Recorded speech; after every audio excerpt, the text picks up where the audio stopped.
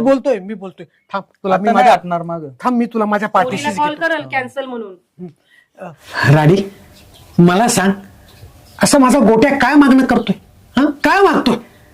फक्त लग्न करायचं एवढंच मागतोय.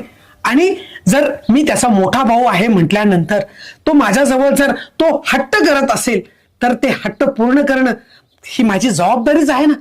उलट उलट मी माझ्या घरातली सगळी कामं बंद करून म्हणजे धुणं भांडई स्वयंपाक पाणी घालणे झाडणे झुडणे सगळं पुसणे हे सगळं बंद करून त्याच्यासाठी मुलगी शोधायला गेलं पाहिजे.